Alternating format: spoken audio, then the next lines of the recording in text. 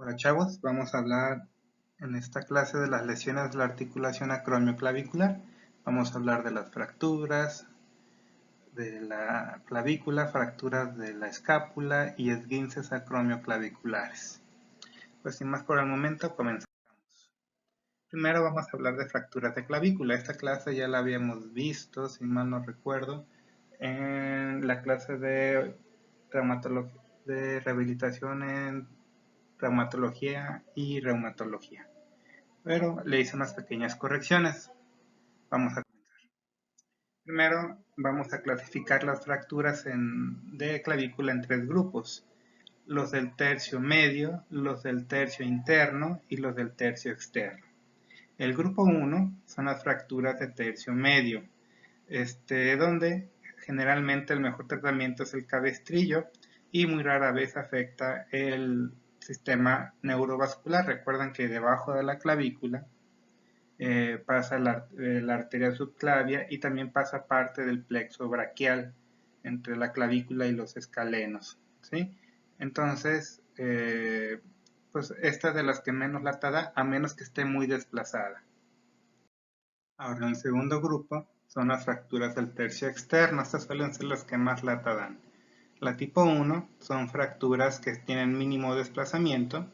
La tipo 2 son fracturas desplazadas secundariamente a la fractura medial del complejo ligamentario coracoclavicular. La tipo 3 son fracturas que afectan la superficie articular.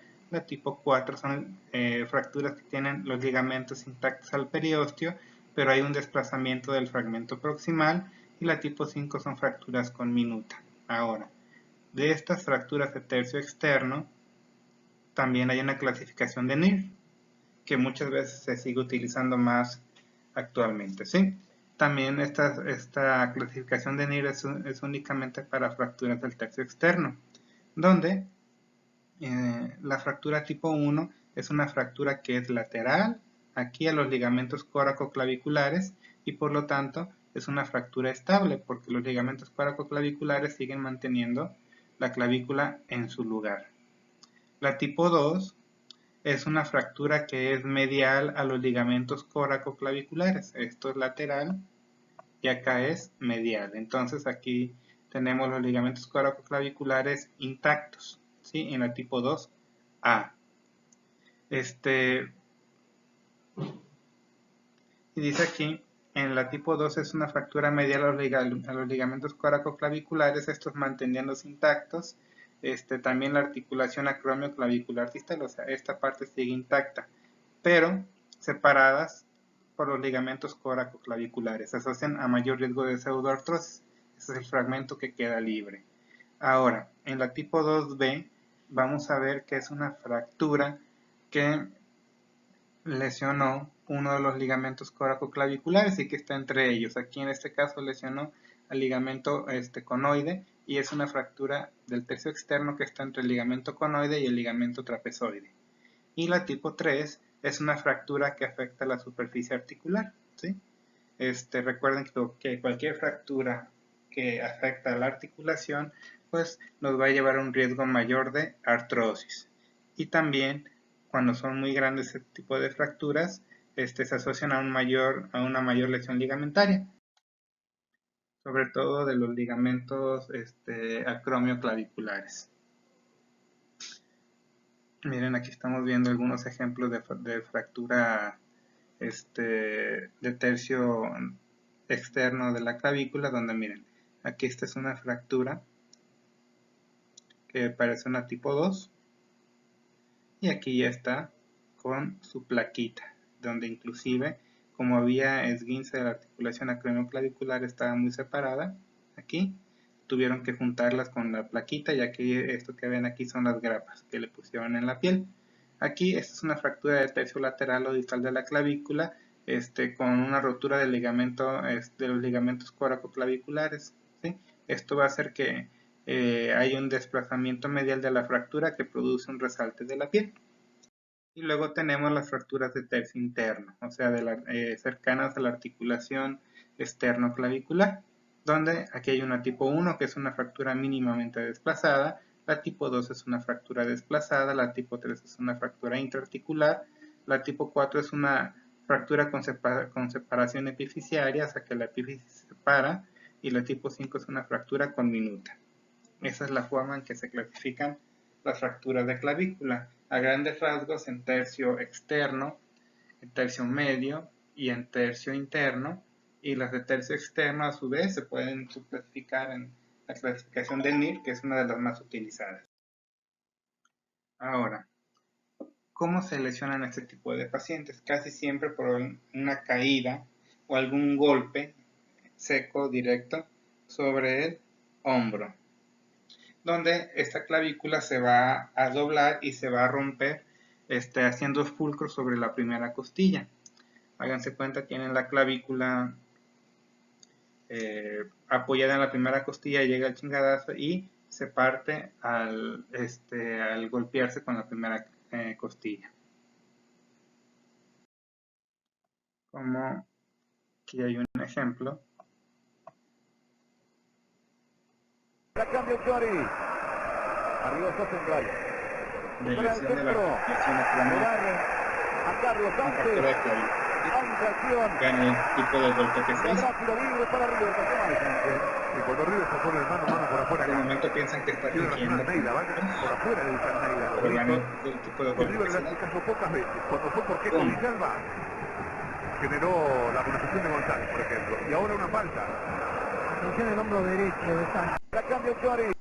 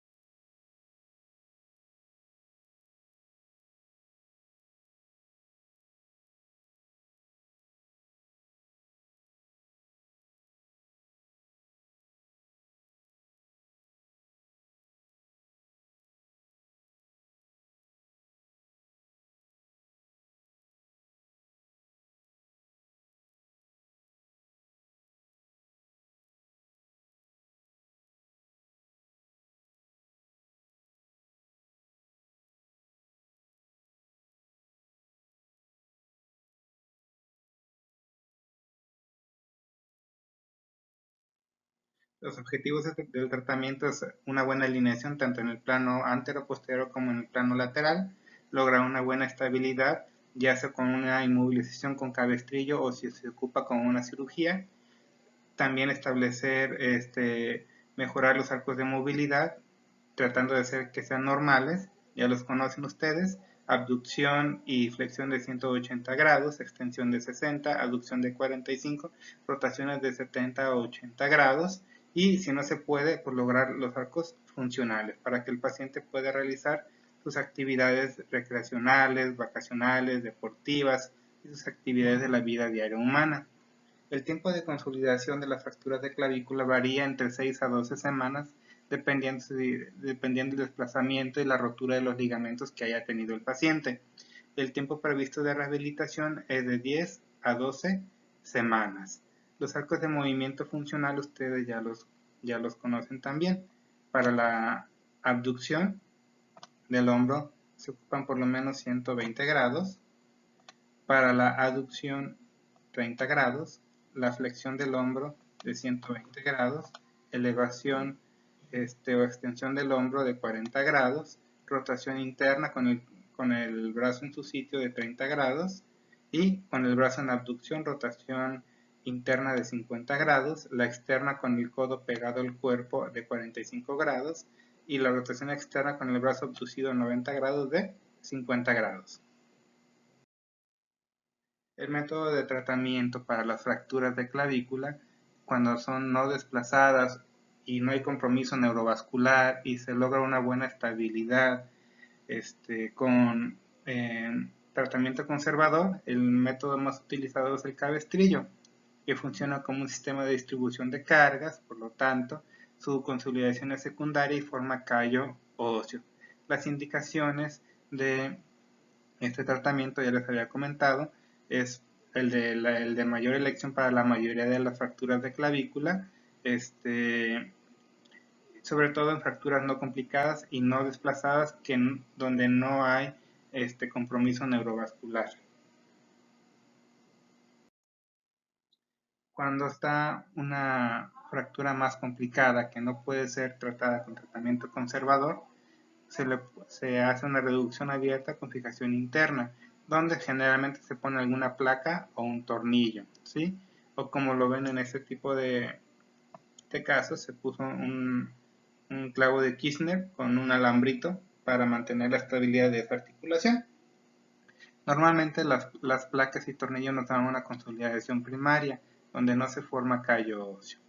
La reducción abierta con fijación interna se indica en fracturas abiertas o con politraumatizados que ocupan una fijación rápido, o fracturas que tienen algún compromiso neurovascular porque tienen que operar rápido y de una vez para restablecer el flujo vascular y hacer una reparación nerviosa en caso de que sea posible, y ya también después de todo eso darle estabilidad a la fractura con placas y tornillos para que todo lo demás pueda sanar.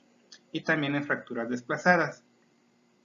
En las fracturas tipo 2 de la clasificación de NIR se recomienda el tratamiento con fijación abierta con agujas de Kirchner o sutura en asa, que es esta que vemos aquí, que tienen en su radiografía. Ahora, consideraciones especiales de las fracturas de clavícula. Pues sobre todo cuando estas fracturas se dan en ancianitos, pues va a haber mucha rigidez del hombro. ¿Por qué? Por las 4 o 6 semanas que el paciente tiene que estar inmovilizado para que pegue la clavícula. No solamente se pega la clavícula, ojalá que la mayoría de las veces, sino que también el hombro se queda pegado, sobre todo en viejitos. Puede haber también afectación articular, hablamos de una degeneración postraumática más pronta de lo esperado, en fracturas del tercio lateral, y también fracturas distales de la clavícula, en la clasificación tipo 3 de NIR.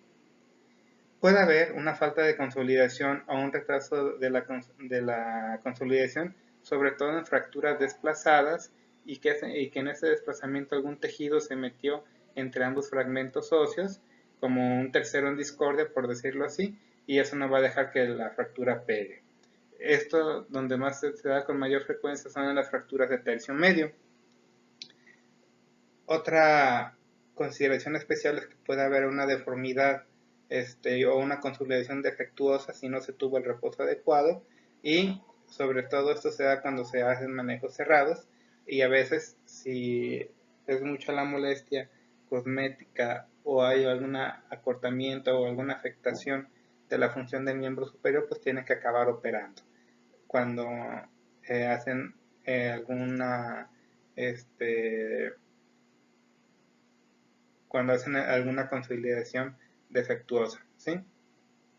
Ahora, cuando operan y ponen agujas, si el paciente no guarda el reposo, las agujas pueden migrar, entonces las tienen que quitar en algún momento, después de la cirugía las tienen que quitar, ya que haya pegado la fractura, y entonces el paciente ya va a poder mover, porque si mueve antes, estas agujas pueden ir migrando y llegar a punchar un pulmón inclusive, o a dañar el plexo braquial o la arteria subclavia. Lesiones asociadas a la fractura de clavícula, pues podemos tener también fracturas de escápula y fracturas de las costillas concomitantes con el chingadazo que se dio en el hombro.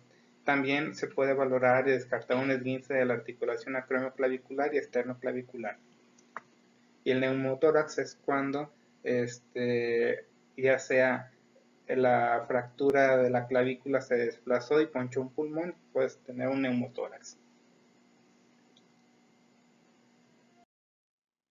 Ahora, también puede haber una lesión, les decía, de la arteria y de la vena subclavia, y también lesiones del plexo braquial en fracturas desplazadas de clavícula, sobre todo del cordón medial de la clavícula, aunque es una lesión rara. Carga de peso negativa, en general no puede cargar peso hasta que haya una buena consolidación, y en la marcha tú vas a ver que la marcha de las personas con una fractura de clavícula, pues no van a hacer un buen balanceo, ¿sí? Un buen braceo con una fractura de clavícula. Y aquí tenemos la arteria subclavia. Esta es la primera costilla y por aquí va la clavícula. Entonces, cuando alguien cae sobre su hombro o algo, pues la clavícula en la primera costilla actúa como un pivote y ¡pum! Se rompe la clavícula al llegar al chingadazo de arriba para de abajo para arriba, no, de arriba para abajo, y esto hace que se fracture la clavícula en su tercio medio y se haga para acá. Ahora, el tratamiento precoz, del primero al séptimo día, ¿sí? Vamos a estar en una fase inflamatoria, donde va a haber un buen hematoma y todavía no va a haber callo óseo.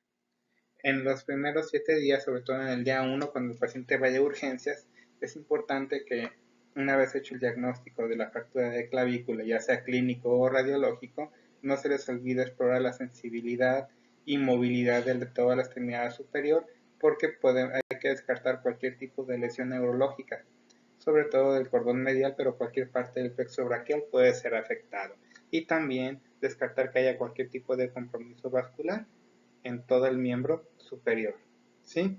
Y si operan en ese mismo ratito, pues hay que ver que no se vaya infectado esa herida, ¿sí?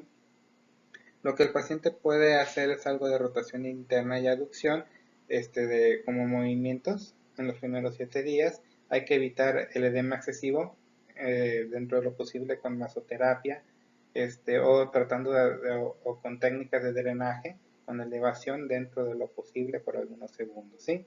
Y también la activación muscular, podemos hacer un efecto de bombeo cuando activamos los flexores de la muñeca, de los dedos y los extensores de ambos también. Ahora, hay que ver, sobre todo con radiografías de ambos hombros, que la clavícula después de que fue reducida, ya sea en quirófano o fuera de quirófano, operado o no operado, que no existan más de 17 milímetros de acortamiento, porque de lo contrario, vas a hacer que el bíceps quede sobrado en su largura y no va a poder hacer buena fuerza, sobre todo para la abducción del hombro. Recuerden que el paciente no debe de cargar peso y dentro de lo posible no mover el hombro, sobre todo cuando hay material de fijación adentro del paciente, para evitar migración de cualquier tipo de aguja o tornillos y esa migración vaya a ponchar un pulmón, si no es que lo hizo ya la primera fractura. Podemos hacer en los primeros 7 días isométricos de codo, muñeca y dedos. A las 2 semanas todavía no va a haber callo óseo, o si se ve va a ser muy precoz, pero todavía se va a seguir viendo la línea de fractura. A la segunda semana hay que evaluar ya el arco de movilidad del hombro y del codo de manera pasiva, ver que no existan lesiones por el cabestrillo. A veces del cabestrillo las cintas o la parte que va al cuello o algo está mal o está lastimando y es importante corregírselo al paciente. El paciente puede seguir haciendo movilizaciones activas de aducción y rotación interna mientras su dolor y su brazo se lo permita sin forzar, y hay que tomar una nueva radiografía para descartar que haya alguna angulación en el foco de la fractura y el paciente va a seguir sin cargar peso. No se recomiendan ejercicios de Cosman todavía a la segunda semana o tercera, y hay que seguir moviendo codo, muñeca y dedos, y en la segunda semana hay que quitar las suturas si hicieron reducción abierta con fijación interna. El paciente debe seguir haciendo isométricos de codo y muñeca y puede iniciar a la segunda semana movimientos isotónicos de los puros dedos, porque están alejados, son los más alejados del foco de la fractura.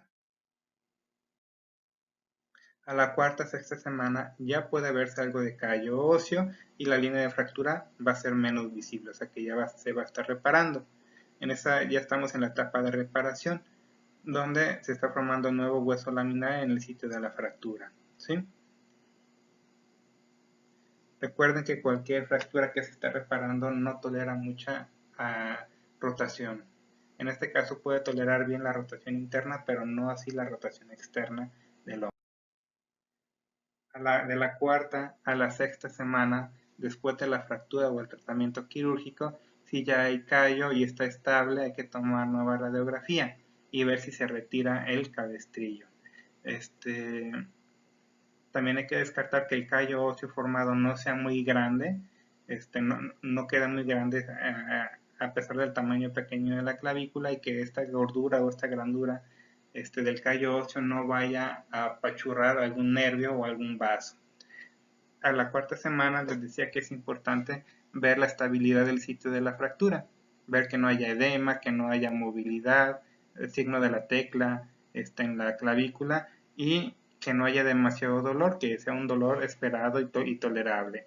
Todavía a la sexta semana no puede cargar peso si está inestable todavía, pero si está estable, a la quinta o sexta semana el paciente puede hacer ya movimientos activos hasta 80 o 90 grados, donde el peso de la gravedad y de su propio cuerpo va a ser suficiente para iniciar a entrenar.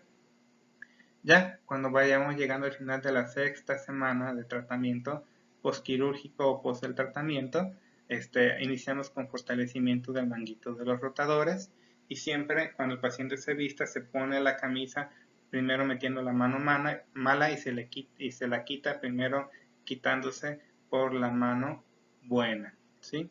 Y siempre valorar el retiro del cabestrillo a la cuarta sexta semana. También a la cuarta sexta semana es muy importante descartar que haya los síntomas de la distrofia simpático refleja. ¿Se acuerdan? Piel sudorosa, hipersensibilidad, dolor neuropático, entre otras cuestiones que ya vimos en la clase de distrofia simpático refleja. Recuerden que ante una distrofia simpático refleja lo principal es el tratamiento exhaustivo, porque si el paciente no mueve va a quedar con secuelas. Miren, aquí estamos viendo una fractura de clavícula. Parece todavía de tercio medio, aunque está muy pegado al tercio distal. Aquí vemos la apófisis coracoides, y aquí vemos parte del olecranon. Ahora, a la sexta u octava semana ya tiene que haber un callo óseo bien evidente y la línea de fractura cada vez se va a ir quitando. Para este momento de su rehabilitación, el paciente ya debe tener movilidad sin existir crepitaciones, ya se tuvo que haber descartado la distrofia simpático refleja, y si ya estaba consolidada la cuarta semana ya no se tiene que tomar nuevas radiografías. Si a la sexta o octava semana ya empezamos a cargar peso de manera gradual, ya intentamos hacer terapia completando los arcos de movimiento completos, y iniciamos ejercicios de resistencia a los músculos del hombro, y valorar otra vez el retiro de cabestrillo si es que el paciente lo sigue utilizando. Ya vimos los distrofias simpático refleja, no me voy a meter a eso. A la octava 12 semanas el callo óseo ya es sumamente evidente y ya no se ve o ya no se debería de ver la línea de la fractura. En este punto vamos a ver que no haya nada raro en el foco de la fractura. Vamos a ir iniciando ejercicios de resistencia progresiva con aumento de peso de manera gradual. Si el paciente tenía agujas como las que vimos que tenían un alambrito, ya hay que retirarlas, y el paciente puede iniciar deportes de contacto tan pronto como 4 a 6 meses después de la lesión. Recuerden que la artritis postraumática del premio clavicular se da en fracturas del tercio externo de la clavícula, donde se afectó la superficie articular y nos predispuso a una artrosis prematura de esa articulación, y eso duele mucho, ¿sí? A la octava 12 semanas hay que valorar si es confiable quitarle algunos tornillos o la placa al paciente si está molestando. Y si falla la unión o la consolidación de la clavícula, pues no va a haber más que otra que operar y poner injerto de hueso y estabilizar otra vez con placas y tornillos. Todo esto ya lo vimos paso por paso. Veanlo ustedes, todo eso ya se los comenté.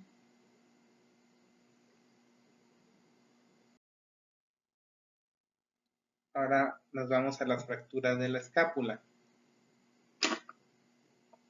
Fíjense que las fracturas de la escápula no son muy comunes. Casi siempre se deben a un fuerte chingadazo. A ver, aquí ven la fractura. ¿Por dónde está? Bingo, bingo. La atinaron. Aquí tenemos la fractura del omóplato o de la escápula. Y les decía que no son frecuentes, y aquí está el dato. Es el 1% del total de las fracturas y tan solo el 5% de las fracturas de cintura escapular. O sea que de cada 100 pacientes con fractura de la cintura escapular, ya sea de hombro, escápula, solamente el 5% son fracturas de cintura escapular. ¿Por qué? Porque esta parte está protegida por el tórax por delante y por los músculos por detrás. Entonces es un área muy protegida. Se da sobre todo en lesiones de alta energía, caídas, unos fuertes chingadazos, accidentes automovilísticos o en la vía pública, o también por lesiones de armas de fuego cuando la bala te rompe la escápula. El 80% de los pacientes tienen lesiones graves asociadas, y siempre hay que tener una tomografía, también una radiografía de tórax para descartar que haya alguna rotura o punchadura de los pulmones con la clavícula fracturada, y también tomar radiografías cervicales y torácicas para descartar fracturas concomitantes. 8 de cada 10 casos de fracturas de la clavícula son en sexo masculino porque somos los que trabajamos de manera más pesada y en los riesgos más grandes en diferencia de las mujeres. Aunque sí, es cierto que somos una bola de inadaptados que cada rato nos ponemos en peligro de manera innecesaria, y muchas veces también por eso somos la principal causa de fracturas de la escápula. ¿Qué vamos a encontrar en fracturas de la escápula? Pues obviamente dolor en la región de la escápula, puede haber algún hematoma visible, va a haber impotencia funcional, o sea, no es que no tenga su función sexual adecuada, sino que el paciente no puede hacer actividades funcionales como alcanzar algún objeto por encima de tu cabeza, levantar el brazo en todas direcciones, todo eso, ¿sí?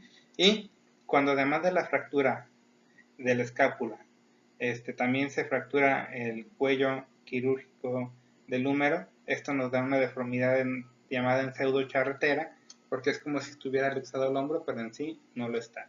Es una fractura del húmero, también con una fractura de la articulación acromioclavicular. Ahora, las fracturas de la escápula pueden ser del cuerpo, o de la glenoides, o del cuello quirúrgico de la escápula, o del acromion, o de la apófisis coracoides. Vamos a decirles fracturas estables a las fracturas de escápula que no comprometen la función a largo plazo y que son en su mayoría lesiones aisladas. Se incluyen aquí tanto fracturas del cuerpo de la escápula como fracturas de la cavidad glenoidea, del cuello y de la apófisis coracoides con un mínimo desplazamiento. Esas son fracturas estables. Y en este caso con tratamiento conservador les puede ir muy bien una vez que haya pegado el foco de la fractura, obviamente. ¿Qué son unas fracturas inestables de la escápula? Son aquellas fracturas que amenazan la integridad del hombro a mediano y a largo plazo. Son así como las fracturas del anillo glenoideo, que nos da una inestabilidad glenohumeral, y las fracturas de la cavidad del cuello glenoideo y de las apófisis con desplazamientos inaceptables. O sea, grandes desplazamientos son fracturas inestables, ya sea que la apófisis coracoides o la apófisis olecraniana estén muy separadas de su lugar. Entonces ahí es una fractura también inestable. Y también les decían fractura del cuello de la glenoides, de la misma escápula, y todas las fracturas del anillo glenoideo, ya sea del hombro, escápula o clavícula. El tratamiento conservador es el de elección en fracturas de la escápula. Sobre todo en fracturas muy poco desplazadas, pueden tener resultados positivos hasta en el 90% de los casos. Ahora hablemos del tratamiento quirúrgico de las fracturas del omóplato. Se reserva para fracturas desplazadas, que puede ser, para decir que es una fractura desplazada, que esté separada más de 1 milímetro o con una angulada mayor de 40 grados con respecto a su estado natural. Y que al ser una fractura desplazada, por ende también son fracturas inestables. Ejemplos de estas fracturas desplazadas del omóplato pueden ser fracturas de la glenoides, fracturas del cuello de la glenoides, o también es una fractura desplazada, una doble rotura del complejo suspensorio superior del hombro, CD complex S de suspensorio, S de superior y S de escápula, ¿sí? Entonces, complejo suspensorio superior del hombro. Cuando este está lesionado en al menos dos partes, le vamos a llamar hombro flotante, porque nos va a dar una inestabilidad mecánica con una disrupción anatómica del espacio subacromial o del ámbito glenohumeral o de ambos, ¿sí? Entonces, el complejo suspensorio superior del hombro mantiene o ayuda a mantener el hombro en su lugar. Si este está lesionado en al menos dos partes, vamos a decirle hombro colgante, donde el hombro jamás va a lograr hacer movimientos porque no tiene ninguna palanca de donde tener estabilidad. Como puntos especiales, las fracturas del cuerpo de la escápula no requieren ni reducción ni cirugía, solamente inmovilidad. Las fracturas de la cavidad glenoidea, estas pueden ser por un mecanismo directo o un mecanismo indirecto. Cuando es un mecanismo directo es cuando el húmero se impacta sobre ella y rompe la glenoides, y un mecanismo indirecto es cuando el húmero al luxarse de manera secundaria se tracciona la glenoides y nos causa una avulsión de la misma, ¿sí? También podemos tener fracturas del cuello quirúrgico de la escápula, que generalmente es por un chingadazo directo. En estas fracturas del cuello de la escápula, del cuello quirúrgico de la escápula, no se requiere tratamiento quirúrgico a menos que esté muy desplazada y el hombro quede mirando hacia otra parte. Ahora, las fracturas del acromion en ocasiones requieren cirugía si nos dan una inestabilidad o no nos dejan hacer actividades normales por la fractura del hombro, sobre todo que no logres una movilización funcional. Y las fracturas de apófisis coracoides son muy raras, pero muy dolorosas. Se dan por una contracción violenta de los músculos que llegan a la apófisis coracoides, que son el pectoral menor, la porción corta del bíceps braquial y el coracobraquial. El tratamiento es un simple cabestrillo. Ahora, ¿qué es el complejo suspensorio superior de la escápula? Este es un anillo osteofibroso que está sostenido por dos pilares o dos columnas óseas. Este anillo, recuerden la forma de un anillo, es como redondito, está compuesto por la glenoides, por la apófisis coracoides, por los ligamentos coracoclaviculares, la clavícula distal, la articulación acromio-clavicular y el mismo acromion, ¿sí? Entonces les decía, un hombro inestable es cuando hay una fractura de al menos dos partes de estos que tenemos aquí. Generalmente, cuando se juntan alguna de estas dos, nos vamos a tener un hombro inestable, un hombro que no va a poder funcionar porque no va a tener la estabilidad para poder levantar el brazo por medio de la tracción de los músculos. Entonces, el pilar superior va a estar representado por el tercio medio de la clavícula y el pilar inferior va a estar representado por la porción lateral del cuerpo de la escápula y la espina de la escápula. ¿Cuál es la función de este complejo suspensorio superior del hombro o de la escápula?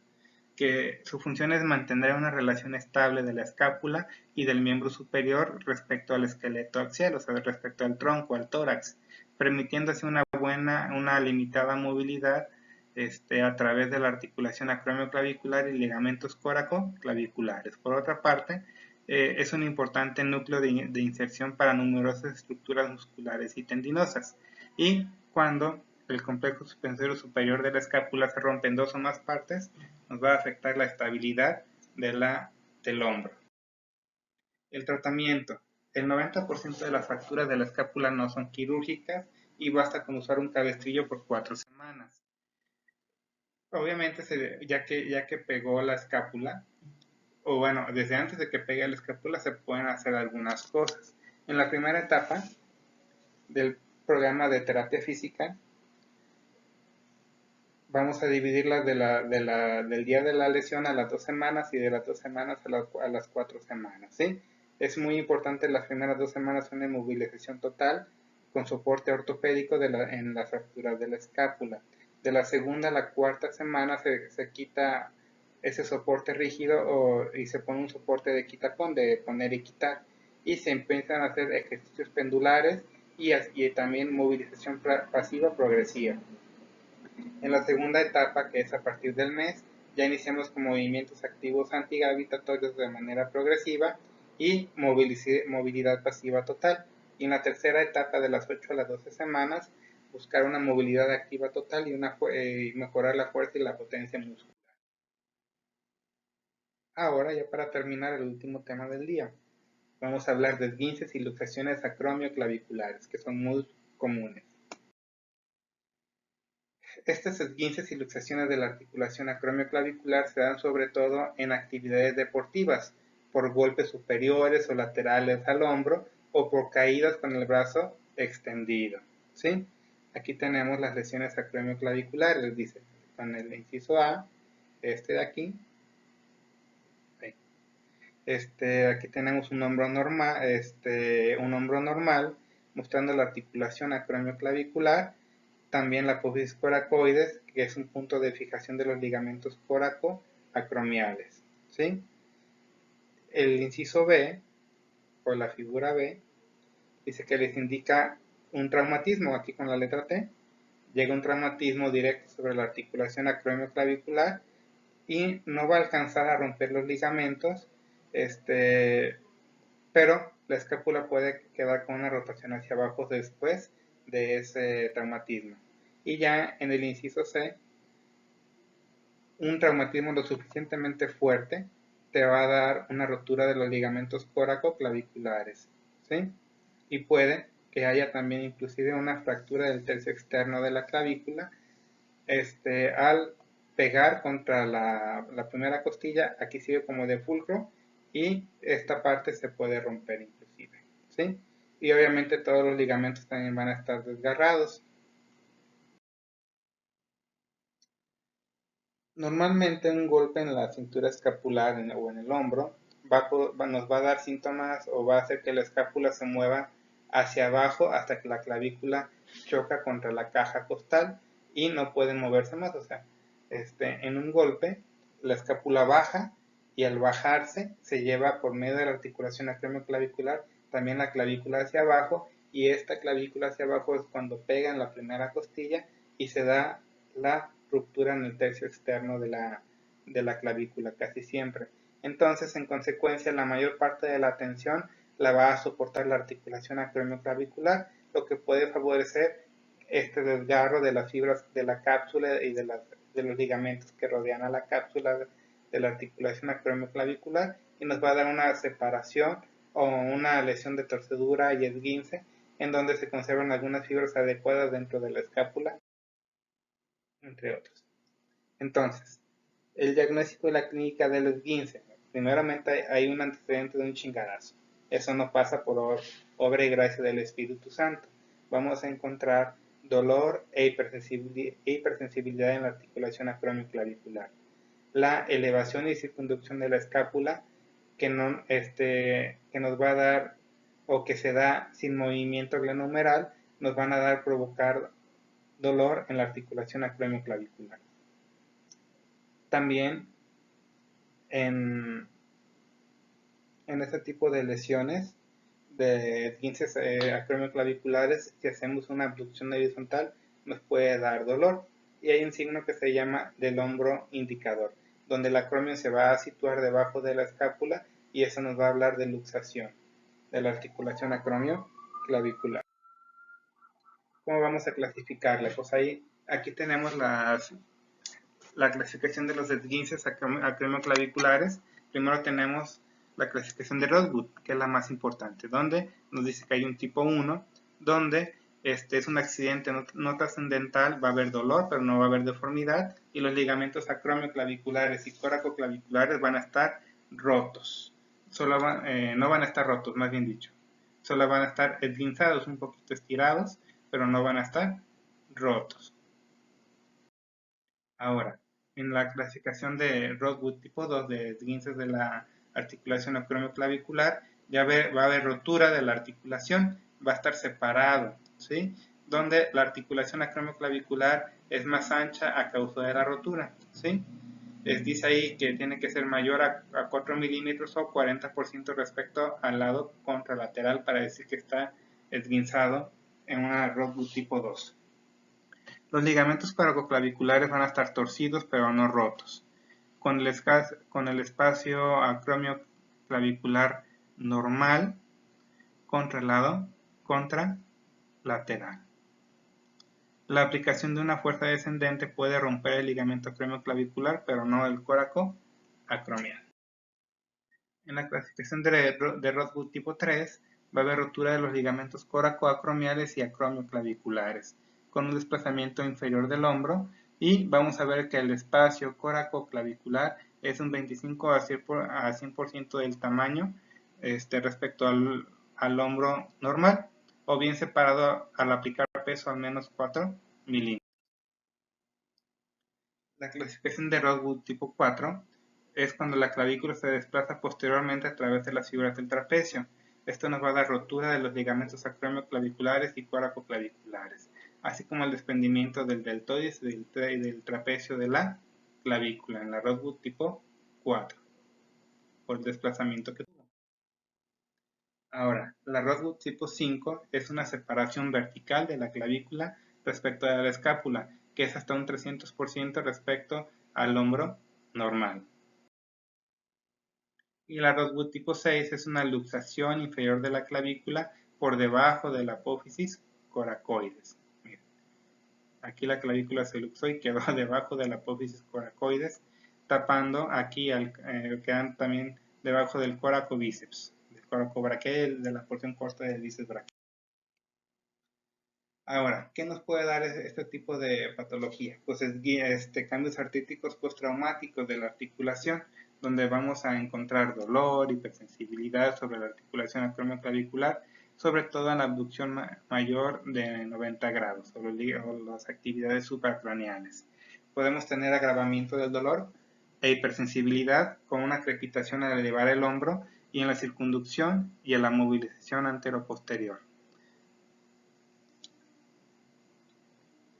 En este caso, sin que haya movimiento de la articulación glenohumeral, o sea, estamos hablando de puros movimientos acromioclaviculares en este caso. El tratamiento. En Rothwood tipo 1 y tipo 2 el tratamiento es conservador, con cabestrillo y fisioterapia. Del Rothwood tipo 3, 4, 5 y 6 puede que necesiten cirugía. Aquí está, les decía. En Rothwood tipo 1 y tipo 2 es una inmovilización con el brazo elevado y también una depresión clavicular para aproximar la articulación acromioclavicular al menos 10 días, ¿sí? Y a partir del tercer grado ya requerimos de cirugía. Aquí tenemos cómo se debe de colocar correctamente el cabestrillo, ¿sí? Ahora, tenemos algunos protocolos del tratamiento en las lesiones acromioclaviculares. Por ejemplo, Grossman les dice, en la lesión tipo 1 hay que aplicar hielo en los primeros 2 días, poner un cabestrillo durante 7 días, realizar ejercicios activos para los dedos, muñeca, codo cada 3 o 4 horas y mantener la movilidad normal del hombro y también un reposo en el cabestrillo según sea necesario y comenzar con ejercicios pendulares del segundo al tercer día. Ahora, de los días 7 al día 10, ya no debe de haber dolor, ya se puede quitar el cabestrillo y no se le debe de permitir al paciente que levante peso todavía, porque las tensiones excesivas, o como pueden ser dentro de los deportes de contacto, hacen que haya una movilidad completa e indolora en ausencia de dolor espontáneo y a la palpación de la articulación acromioclavicular. Ahora, en la lesión tipo 2, en el primer día se recomienda aplicar hielo y poner cabestrillo por 2 semanas. A partir del séptimo día, hay que hacer ejercicios suaves en el hombro y permitir el uso del brazo afectado para vestirse, comer y realizar actividades de la vida cotidiana. Hay que dejar el cabestrillo entre los 7 y los 14 días y hay que permitir al paciente levantar peso, traccionar, más bien no permitir al paciente levantar peso, ni traccionar, ni tirar, ni hacer deportes de contacto por al menos 6 semanas después de una de un esguince acromioclavicular tipo Rosewood tipo 2. Ahora, en la lesión tipo 3, el tratamiento no quirúrgico está indicado en los pacientes inactivos y que no trabajan, sobre todo personas de la tercera edad. En el día 1, hay que hablar sobre la fractura, o sea, el bulto que se queda en el hombro, la historia natural de la enfermedad, los riesgos quirúrgicos y la recurrencia. O sea, hay que aplicar hielo durante un día, dar analgésicos, colocar un cabestrillo, comenzar con las actividades de la vida cotidiana a los 3 o 4 días, progresar lentamente a las movilizaciones funcionales junto a movilizaciones pasivas hasta los 7 días y también se pueden hacer ejercicios suaves. Habitualmente el paciente recupera su movilidad completa en 3 semanas en una Rosewood tipo 3.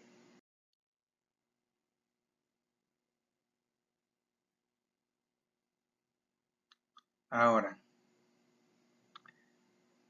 ¿qué pasa cuando se ocupó usar una cirugía? Pues aquí tenemos el proceso de rehabilitación después de una cirugía. En la fase 1, que es la fase de movilidad, las primeras 2 semanas, después de la cirugía es importante restablecer la movilidad completa e indolora del miembro superior, combatir la atrofia muscular y también disminuir el dolor y la inflamación.